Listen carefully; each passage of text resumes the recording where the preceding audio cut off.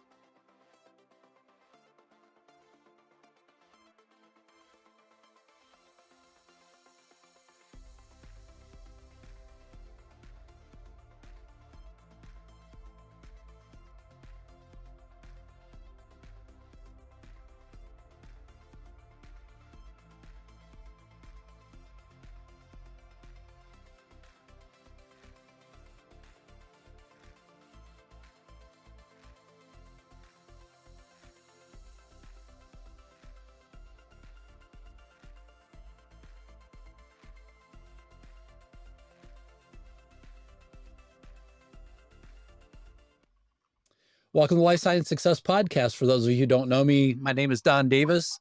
I am the CEO and founder of D3 Digital Media. We are a company who employs decades of life science experience and innovative technology to develop and define digital marketing strategies for healthcare companies so that they can build their digital voice, increase awareness, and drive leads, positioning themselves effectively in the competitive marketplace. So with that, just let me introduce our guest for today. Our guest is Jeremy Stackawitz. Jeremy is the CEO. Senzo? Jeremy will correct me here in a moment. From 2009 to 2001, Mr. Stackawitz held roles of COO, president, and CEO at Quotient, helping to lead the company from startup to IPO. So with that, welcome, Jeremy. Thanks, Don. You got it. Senzo and yeah, no worries. Little diagnostics company. We're hoping that more people will know our name going forward. I'm looking at my notes and I'm going, okay, so I know the company name is in here, and yeah, all I had to do is look up at your picture and I would have seen it. So my apologies. Yeah.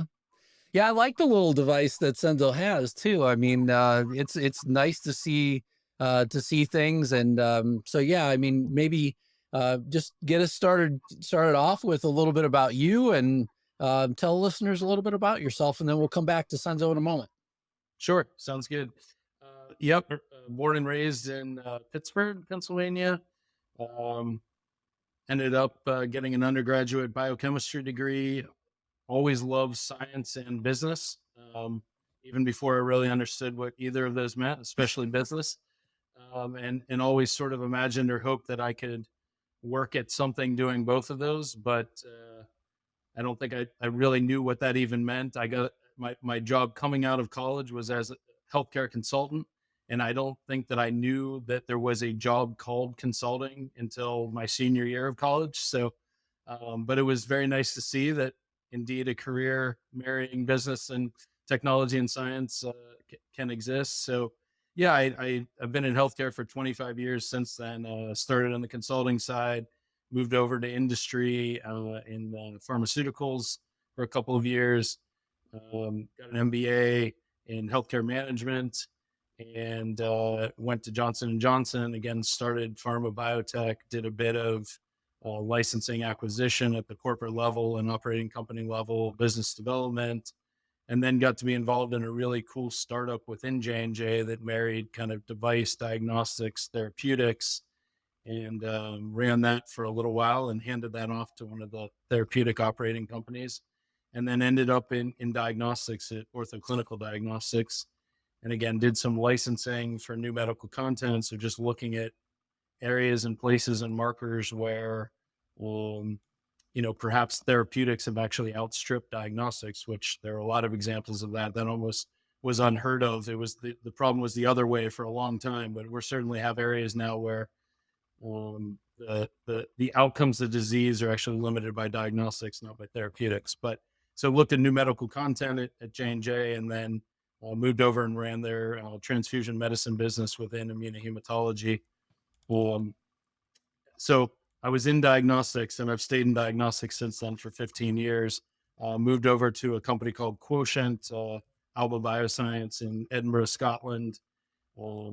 Great company that was doing a lot of great things in Scotland, and really they came out of the NHS, were privatized, and with the help of the existing team and lots of other people, joined as CEO and grew that company over a 10-year period into, I think we went from 30 people to 450 people, built brand new facilities in Scotland and Switzerland, started a full commercial organization from scratch in Europe and the US, and every possible way you could raise money, we raised money, begging, grants, venture capital, private equity, and then eventually went public, and then lots of deals after that. So a great experience on that side as well.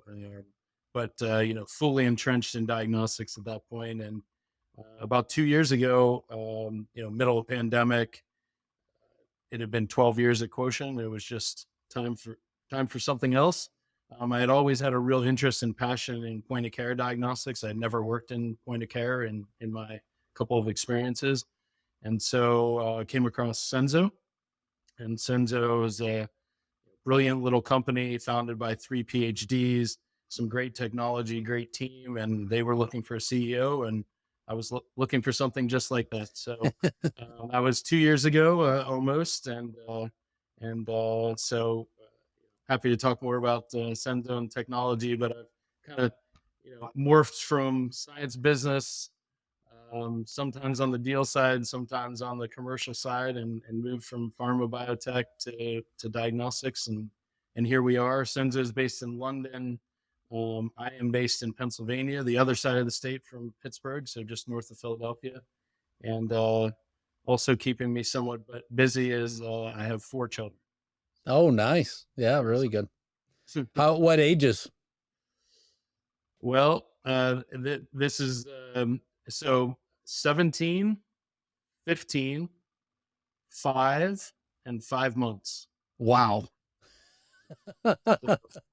Is very interesting, wonderful, and strange phenomenon to have one about to leave for college and another one just arriving. So Oh, believe me, I've seen it in my lifetime. My parents did the same exact thing. I was the youngest one though. So, Great, um, great.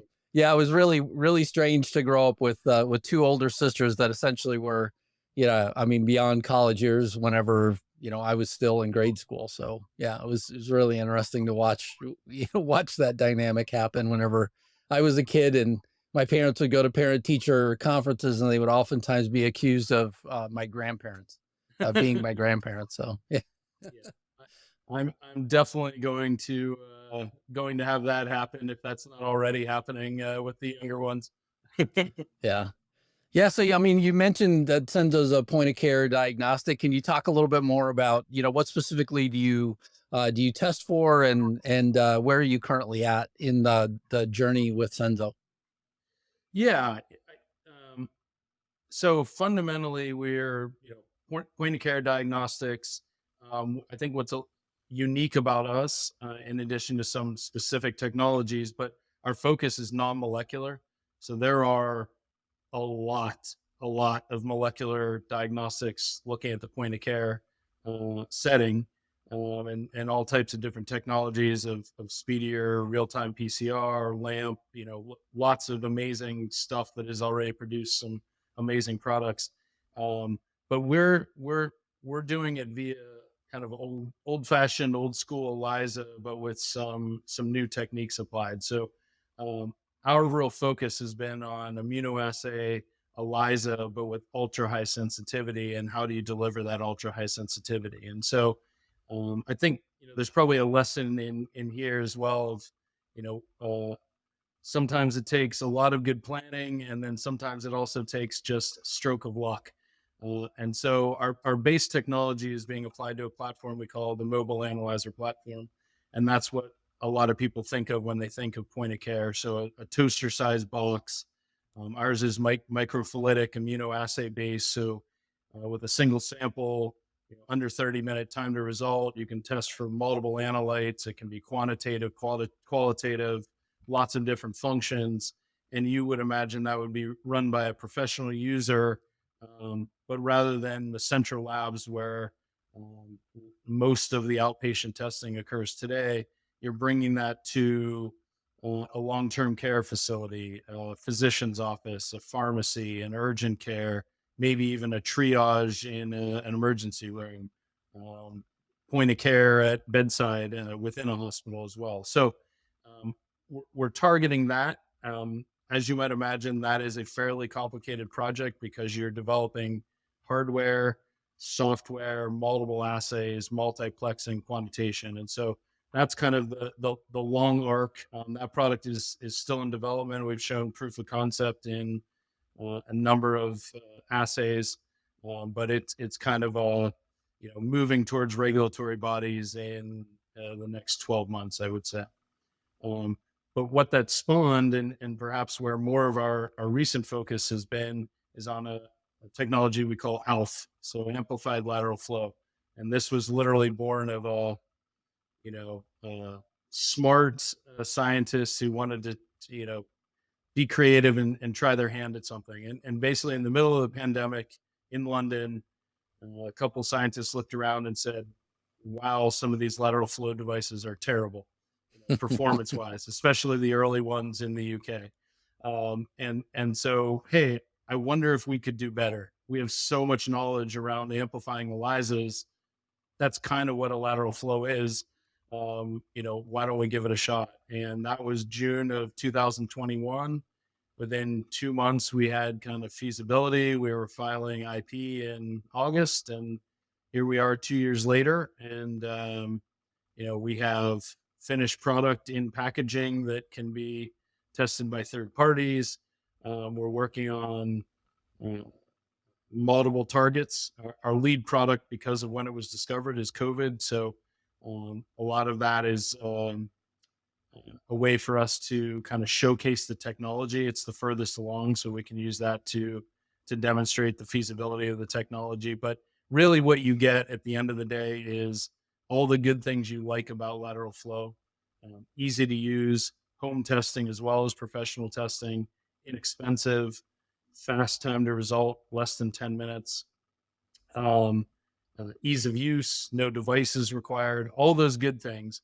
The problem historically with lateral flow is they can't match um, the sensitivity, the accuracy of central lab testing. And so often they are used as a screen, but kind of a, yeah, maybe let's come have you talk to a doctor and take a real test. And the problem with that is the goal of this is to reduce patient healthcare provider interactions, reduce visits, reduce costs, reduce time.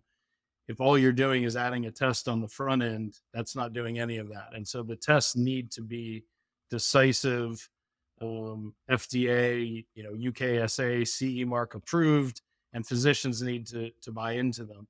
I think the good news that came out of COVID is the regulatory bodies are much more inclined to make all of this work and to approve at home and point of care because they've seen it work in a pandemic. I think healthcare providers, for the most part, absolutely see the benefit here. And the reality is most primary care docs don't want sick people coming to visit them anyway with respiratory virus. So, if you can take a test, scan a QR code, do a teledoc visit, and get a prescription in 20 minutes without having to leave your bed for very low cost, it benefits everyone. And so Right. that's really the model we're trying to drive here. And I think, when you talk to someone and people are excited about it, they like the idea of the school nurse having tests. They like the idea of having a bunch of them in a drawer. And if a kid wakes up on a Monday morning, you can do a test. And I think what they're saying, what we hear is, when are there going to be more of these? Right? Mhm. Why don't we have a strep test? A respiratory virus test, or looking at more serious chronic diseases, more HIV tests, Hep C, sexual health, huge spikes in incidence and prevalence, at-home sexual health tests. People are embarrassed. They don't want to go in and get tested. This is a great answer to that. And I think a lot of people have expected, well, overnight, it felt like there were 20 COVID tests on the market. Some of those have to become tests for all these other things. And the reality is that is exactly the right thinking. Companies would absolutely love that, but the technology has to be good enough to pass muster when you're not in a pandemic. Right. Right. And for some of these diseases in particular, you can have false positives or false negatives for HIV. So they have to be as good as central lab tests, and good is very, very, very good. And so it's just been a technology hurdle. I've always thought that the door was wide open for much more point of care testing and at home testing, but you have to have the technology. And that's, we can link that back to the company that shall not be mentioned, but that was the issue ultimately with them. They probably had the right idea. They just didn't have the technology to make it happen, and then pretended they did for a while. Yeah. I mean, I don't even know that. I mean, I've read several of the briefs that kind of go through, a lot of information about Theranos, right? And kind of what they were working on. And it seems to me like, they worked a lot more on the aesthetics than they did on the actual functionality. So, and we all know that the easier part is the aesthetics. The harder part is, I mean, new skins on your device aren't that hard, but the harder part is getting your device to actually deliver the result that it was intended to. That's the hardest thing. And, obviously, the other thing is, oftentimes sample, with a lot of these tests, it's not, some small amount of sample that you need either to be able to produce a test. And that again seemed to be their downfall is, they started at a point of, hey, look, we're going to do everything with a drop. That's great. A drop of blood. In your case though, I mean, it seems like, a lot of really great thinking going around, a lot of the places that the organization could wind up going as well. In terms of products that people will see, short term, what does the market look like in terms of things that we will see sooner rather than later? Yeah, the primary thing we're working right on the back of COVID is a respiratory triplex, quadplex that is COVID, flu, RSV. Because I think the reality is there's a big market for that. There's a big need for that.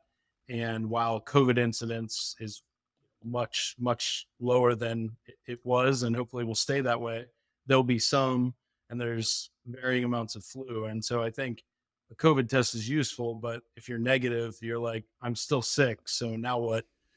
So I think that's very high on our list. Again, a triplex for 3 common sexual health diseases that all use the same sample. And that's maybe a point I didn't make, but one of the nice things about this technology is it seems to be very flexible to sample type. So we've mostly worked with nasal swabs, but we've also done proof of principle using urine for tuberculosis, whole finger prick whole blood for HIV. And so, while with a single drop of blood or nasal swab or whatever, you can't identify 50 things, or we can't identify 50 things, but with a given sample, you may be able to identify one really well, or 2 or 3 or 4 if we're multiplexing, and that has a lot of power and benefit to it as well.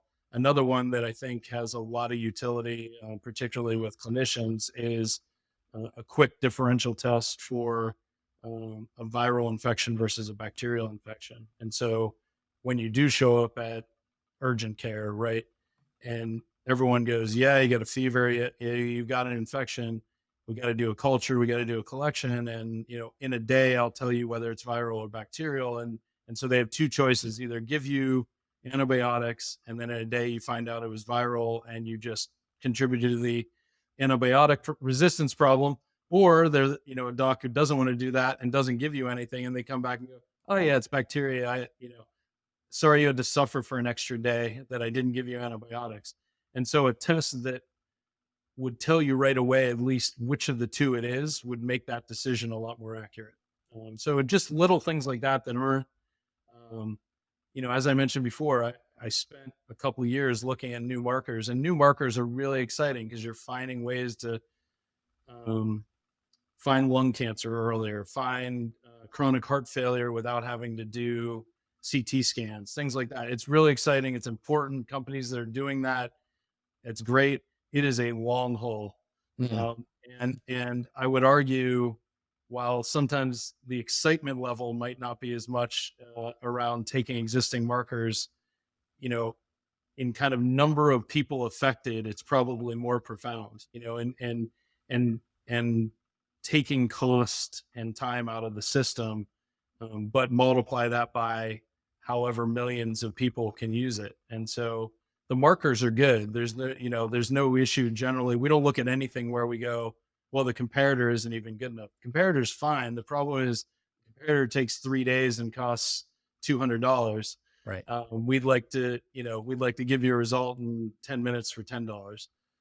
Yes. And that's kind of the value proposition, if you will, of convenience and overall cost reduction. Or a lot of the world that I live in today is, hey, look, we can predict, 95% of stage 4 cancer. Well, so can the patient. Most likely the patient's already feeling it at stage 4. So let's try and find stage 1 and stage 2 cancer at the same, sort of, levels. And, nobody in certain instances, nobody's doing that, in some of the areas that I currently deal with. And so, similar sort of thing, whenever you're sick, you want to know specifically why and dig into why. And it's really important, to have technology as close to you as possible as the patient as well. Yeah, I agree. And I think, and I think that's why delivery and accessibility is so important, because, it's not exactly the same as having a diagnostic that finds pancreatic at stage 2 versus 4, but think of like hepatitis C. Right? There's something like 1 million Americans that have hepatitis C that are undiagnosed, and there are great therapeutics, and every day they're not getting that therapeutic, they are damaging themselves. Right. And so in a sense, it's the same, right? There is a diagnostic that will tell them early, but they're not getting it, they're not taking it. And so there needs to be a way to get that diagnostic to people. Tuberculosis, very different setting, but similar, right? There's problem around compliance and things like that. But for the most part, there are good therapeutics. the problem is diagnosis. And there are lots and lots of reasons for that, co-infection with HIV and all sorts of things. But, when you look at a disease that is still killing millions of people, finding a test that maybe, ultimately with working with Gates or WHO or something is, a 50-cent test that can be stacked in the back of a truck and, 100,000 of them brought to people that really need it. That's cool. Like that's why you get out of bed in the morning, right? Of like actually trying to see things like that come through that make real changes and real differences. And, those are, I think you're lucky if you get one of those in your career, but it's certainly worth striving for. Absolutely. So in terms of Senzo, what are some of the biggest challenges that you're facing right now?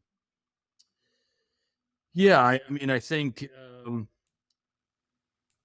we're essentially trying to do something that almost every big diagnostics company has a lateral flow platform. And if they didn't before COVID, they do now. And so that is a lot of people and a lot of dollars churning away. It's not that they don't see the attractiveness of these markets. So there are a lot of people trying to figure this out. And so, we rightly so face a lot of skepticism of kind of, sounds like a great story. We agree there's a market. We agree this would go great. We're not so sure you really figured it out though. Right? And how did you figure it out? And giant company A, with 1,000 people working for 20 years haven't. And, fill in the blank of that answer. But, I think that's a challenge, is just technical skepticism. We're working our way through that.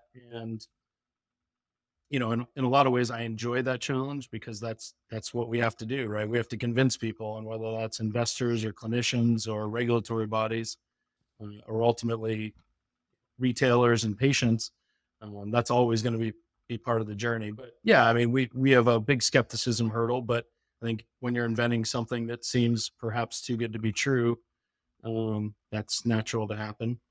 I'd be very, very specific here. I guess this is, sort of challenges and what concerns me. The current VC market, venture capital market is not very good. And that has a lot of knock-on effects. And I think private companies of all sizes are feeling the pain there. And as my VC friends would remind me, the VCs are feeling the pain also. But, it's challenging, and it's there's not much you can do about it.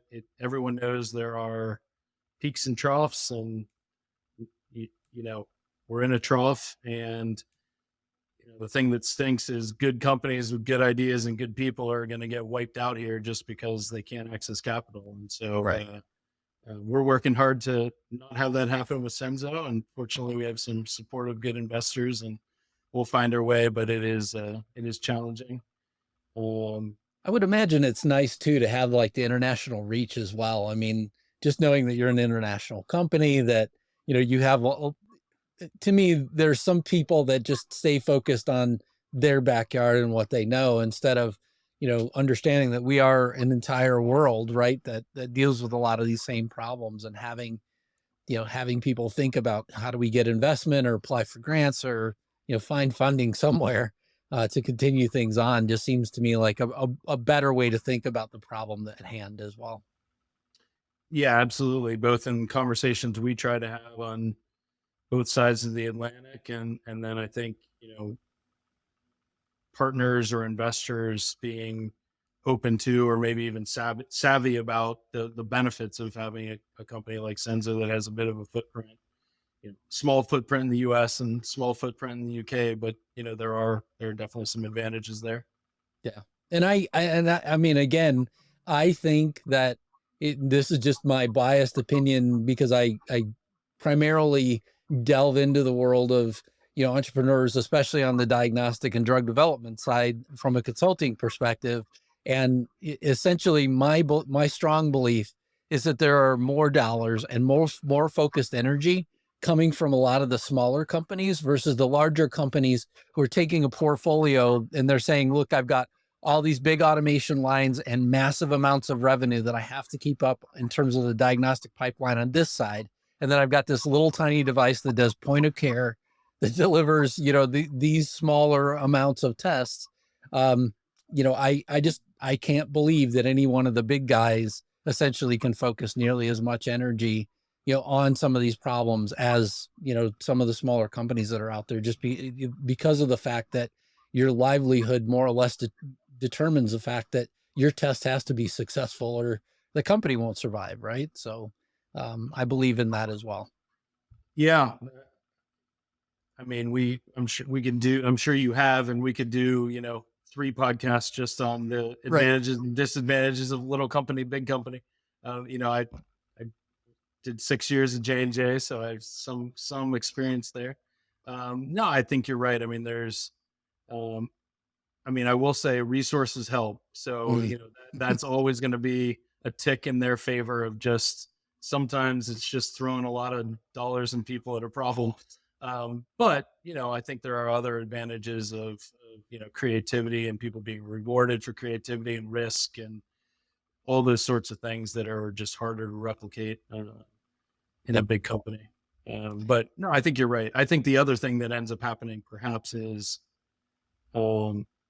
if you're one of the big entrenched players, I mean, point of care at the end of the day is going to take business away from central lab testing, right? Sure. So if you're playing in both sides, you're playing defense essentially then with your point of care portfolio, because, there's, you can try to take share from the other guys and not yourself. And there's different ways to do that. But I don't think you're as hungry to drive point of care if that's your only business line, I guess. Yep. Is another way to look at it. Yeah, absolutely.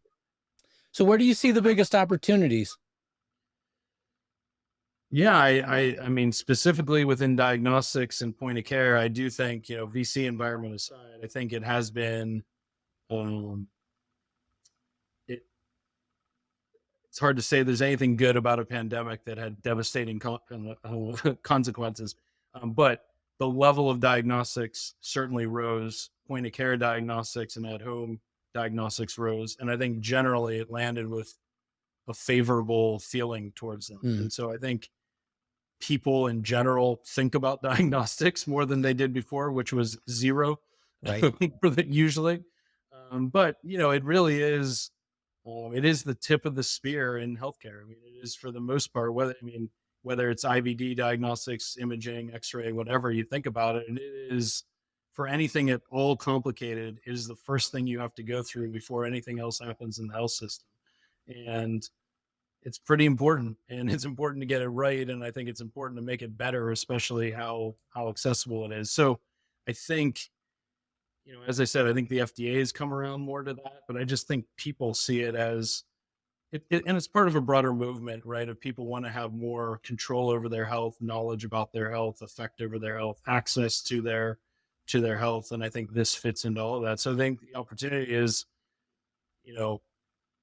this is going to happen. It's just going to be limited by technology development, allowing it to happen. And then, winners and losers, right? But like in 5 years, you're going to go, like, people are not going to think it's weird to go to Walmart for your doctor's appointment and to shop for 20 minutes while you wait to get your lab results. And then you get a prescription and you're done. Right. And so that is the way this is moving. It's just, whose instruments and whose tests are they going to be using to do all that? And then can some of that be done at home as well?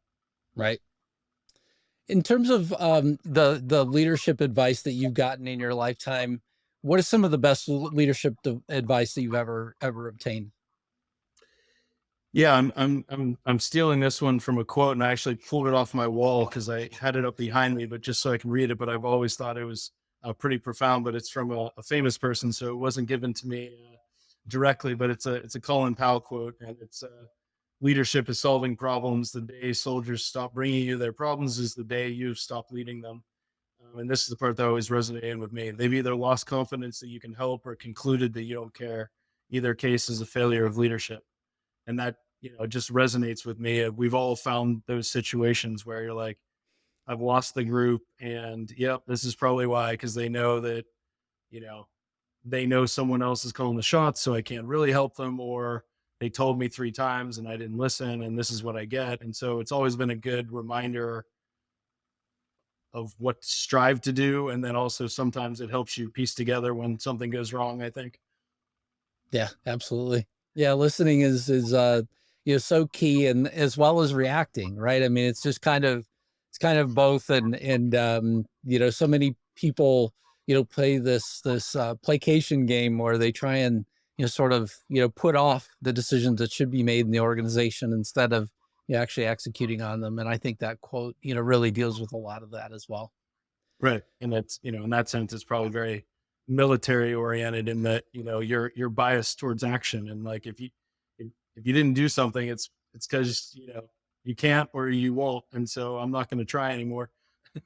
Right. Right. Absolutely. So there's 3 questions that I like to ask every guest. What inspires you? What inspires me? Yeah. Maybe coming full circle to my intro, but I'm going to say my kids. And I think, they inspire me, they teach me. They would probably say they train me. But a lot of different ways, right? They inspire you in kind of who you are as a person, how you act. But in a less serious way, like I like doing things in my professional career that my kids would be proud of. But then sometimes, every once in a while, you do something that they think is cool, and that's even better. Right? See the new packaging of our test, or oh, you got to go to do this and do that. And I think in a way that's like good motivation, right? I think chasing money or fame or glory or whatever has pitfalls, but in some ways, try to impress your teenager, and that's a hard task, and perhaps a good goal. So, but I was also thinking on the other end of the spectrum, they, I'll take my 5-year-old, right? Patience, right? It's teaches me patience. It teaches me compromise, teamwork, all these things that can be applied for real in a professional setting. And then some of it's more abstract, just the way, kids aren't cynical yet. And they look at things sometimes in a simple way, but it's the right way, and so do we make things too complicated sometimes? And can you, just look at something a little bit more simplified, or, without preconceived biases, all those good things that kind of kids are free of, or I see it sometimes and it sort of makes me think I should do more of that. Right. So Absolutely. it's I guess it's a combination of kind of inspire and, help ground and see what might be useful to apply in a professional setting. Yeah, absolutely. What concerns you? Yeah, I mentioned acutely and very specific to Senzo and in our situation, the VC market. The other thing that is very specific to us, but I do not think Europe has done a great job at rolling out and implementing IVDR, which is the new regulatory regulations governing diagnostics. I have no problem, and I don't think most little companies have a problem with the regulations themselves. The problem is there are no notified bodies that will take on small new companies. And so I think Europe is going to find themselves after a year or 2 or 3 of this, that they have seriously stifled innovation and getting, what we're going to see is the opposite of the last 30 years, which is products are going to come through the FDA into the US before Europe, which is amazing to think about, but that's kind of where we are.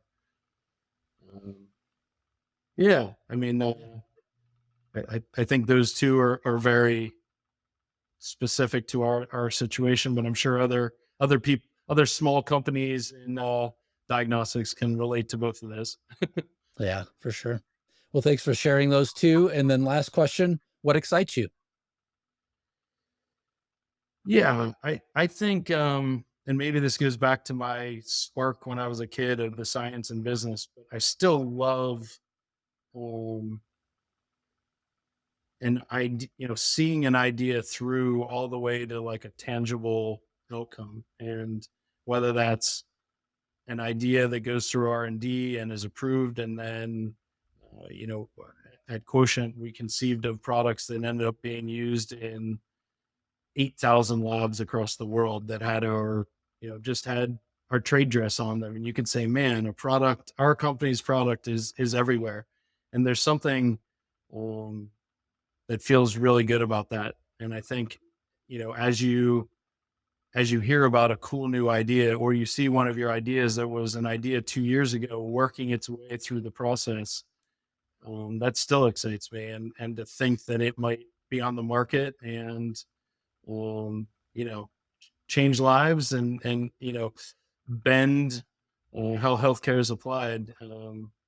That's again, another reason to get out of bed and do this thing, because it doesn't happen all the time. And so when it happens, it feels good, and it really is exciting. Yeah, absolutely. Well, thank you very much, Jeremy, for coming to the Life Science Success podcast and telling us about Senzo and all the great work that you're doing. And just thanks a lot for being here. I really appreciate it. No, my pleasure, Don. And happy to do it anytime. Keep up the great work, and good luck. Thank you. Thank you for listening to Life Science Success. For complete details about this podcast, including show notes, how to get in touch with guests, and more episodes, please visit www.lifesciencesuccess.com. If there's someone you'd like for us to invite to the show as a guest, please let me know by sending me a message at the podcast website. Please click subscribe on your favorite podcast app, share the podcast, or tell a friend about it. And last but not least, rate the podcast. Thank you again.